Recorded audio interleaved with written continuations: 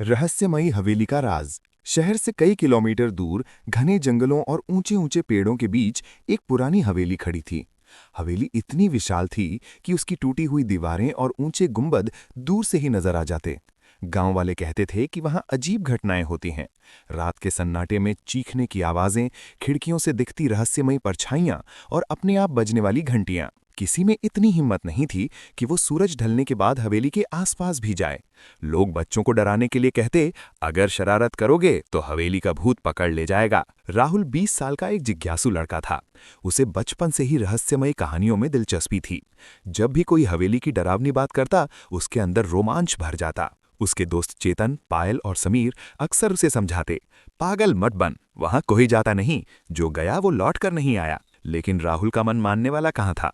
उसने ठान लिया कि वो हवेली के रहस्य से पर्दा उठाकर रहेगा। एक रात जब सब सो रहे थे, राहुल चुपचाप घर से निकला। उसके पास सिर्फ एक टॉर्च, एक मोबाइल और जेब में पेन और नोटबुक थी।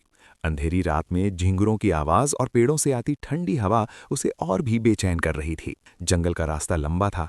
पत्तियों की सरसराहट और अचानक टूटती डालियां सुनकर कई बार उसका दिल जोर से धड़का, पर उसने कदम नहीं रोके। लगभग आधे घंटे की पैदल यात्रा के बाद वो हवेली के दरवाजे तक पहुंच गया। हवेली का दरवाजा आधा टूटा हुआ था। राहुल ने हल्का धक्का दिया तो दरवाजा अपने आप चरमराता हुआ खुल गया। अंदर घुप अंधेरा और सीलन की गंध थी। उसने टॉर्च जलाकर देखा, चारों तरफ पुरानी पेंटिंग्स, टूटे फर्नीचर और मकड़ी के जाले। फर्श पर कदम रखते ही उसकी आवाज पूरे हॉल में गूंज गई। तभी अचानक उसे सीढ़ियों से ऊपर भागती हुई परछाई दिखी। राहुल का दिल तेजी से धड़कने लगा, पर उसका डर उसकी जिज्ञासा से छोटा था। वो सीढ़ियां चढ़कर ऊपर पहुंचा। पहला कमरा खोला तो उसमें एक टूटी हुई चारपाई और बिखरे हुए बर्तन पड़े थे। दूसरे कमरे में दीवार पर एक विशाल पेंटिंग थी, राजा विक्रम सिंह और उनका परिवार। पेंटिंग के नीचे लिखा था, सत्य छिपा है भीतर। इतने में अचानक कमरे का झूला अपने आप हिलने लगा। राहुल के हाथ पांव ठंडे पड़ गए। उसने टॉर्च उस ओर घुमाई तो झूला रुक गया। राहुल की नजर अलमारी पर पड़ी। उसने जोर लगाया तो अलमारी हिली और पीछे से एक गुप्त दरवाजा दिखाई दिया। राहुल ने दरवाजा खोला और नीचे उतरने लगा। सीढ़ियां तहखाने की ओर जाती थीं। नीचे पहुंचते ही उसे पुराने कागज, नक्शे और एक धूल भरी डायरी मिली। डायरी खोलते ही पहला वाक्य चमका, यदि कोई ये पढ़ रहा है तो सावधान, ये हवेली सिर्फ एक महल नहीं बल्कि एक रहस्य की कैदगाह है। डायरी के पन्नों में लिखा था कि राजा विक्रम सिंह के पास नवरत्न मणि नामक हीरा था, जो जिसे भी मिलता उसकी किस्मत बदल देता। पर उस हीरे के पीछे कई चोर और दुश्मन पड़े थे। एक रात वो हीरा गायब हो गया और उसी के बाद राजा रहस्यमय तरीके से लापता हो गए। अचानक तहखाने का दरवाजा जोर की आवाज से बंद हो गया। राहुल घबरा गया। तभी पीछे से धीमी आवाज आई, यहां आकर तूने बड़ी गलती की है। उसने टॉर्च घुमाई तो सामने एक परछाई खड़ी थी। परछाई धीरे धीरे पास आई और अब साफ दिखा, वो कोई भूत नहीं बल्कि एक बूढ़ा आदमी था। बूढ़े आदमी ने कहा, मैं इस हवेली का चौकीदार हूं।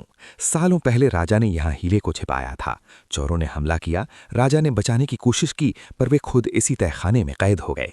लोग सोचते हैं कि ये हवेली भूता है, पर असल में ये सिर्फ अफवाहें थीं, ताकि कोई हीरे तक न पहुंचे। फिर उसने दीवार के कोने में छिपी तिजोरी दिखाई। चाबी निकालकर तिजोरी खोली तो उसमें छोटा सा डिब्बा था। जब डिब्बा खोला तो उसमें से चमकदार नवरत्न मणि निकला। ये हीरा अब किसे मिलेगा? राहुल ने पूछा। बूढ़ा बोला, इसे सही हाथों में जाना चाहिए। लालच ने ही इस हवेली को सुनसान बना दिया। अब ये जनता की अमानत है। राहुल ने अगली सुबह पुलिस को सूचना दी। सरकार ने उस हीरे को संग्रहालय में सुरक्षित रख लिया। जब राहुल हवेली से निकला तो उसने पीछे मुड़कर देखा। हवेली अब भी खंडहर थी, पर अब उसके लिए वो डरावनी नहीं बल्कि इतिहास और साहस की गवाही थी। राहुल ने सबको साबित कर दिया कि डर अक्सर हमारे दिमाग का वहम होता है और सच्चाई को जानने के लिए हिम्मत चाहिए।